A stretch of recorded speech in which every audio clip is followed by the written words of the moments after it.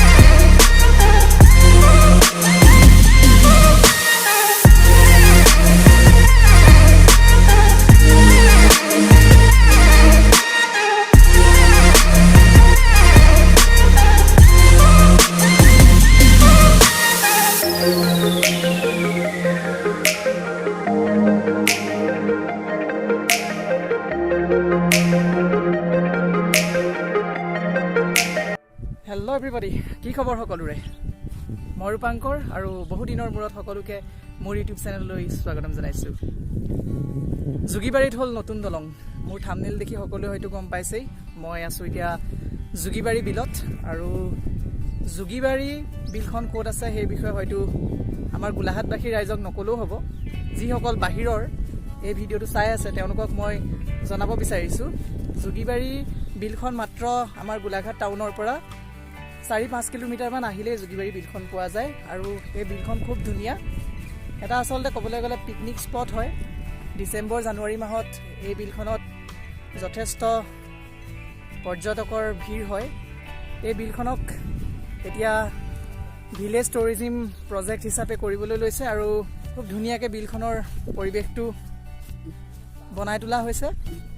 আসলতে নেচাৰেলি বিলখন বহুত ধুনীয়া হয় আৰু লগতে এই বিলখনত এখন দলং নিৰ্মাণ কৰি দিছে স্থানীয় বিধায়কে আৰু আপোনালোকে হয়তো মোৰ বেকগ্ৰাউণ্ডত দেখিছেই বিলখনৰ পৰিৱেশটো। অলপ মই 4 ৰাউণ্ডটো আপোনালোকক অকণমান বিলখনৰ পৰিৱেশটোনো কেনেকুৱা অকণমান দেখাই দিছোঁ চাওকচোন।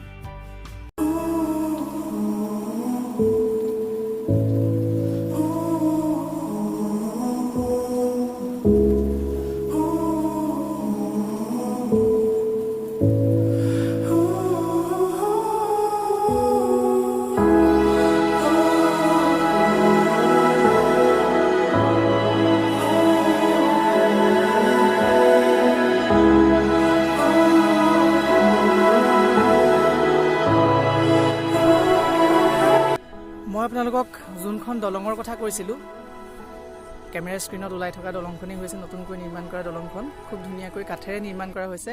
কমপ্লিট বস্তুটো ইয়াত গাঁৱৰ এটা পৰিৱেশ দিবলৈ চেষ্টা কৰা হৈছে।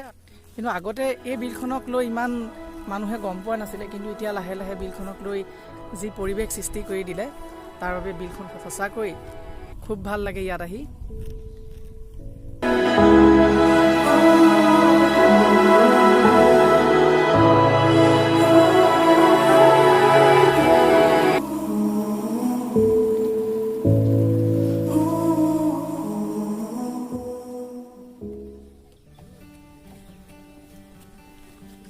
আপোনালোকক মই যোনখন দলঙৰ কথা কৈছিলোঁ সেই দলংখন এইখনেই হয়।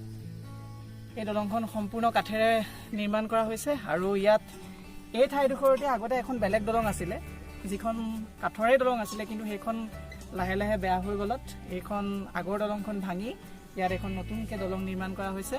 আৰু এই দলংখন আপোনালোকে দেখিছে, এই কালি যিহেতু স্বাধীনতা দিৱস আছিলে, স্বাধীনতা দিৱস উপলক্ষে এই দলংখনৰ সম্পূৰ্ণৰূপে ৰং কৰি দিয়া হৈছে আৰু দলংখন সঁচাকৈ কিবা এটা দেখি খুব ধুনীয়া লাগিছে।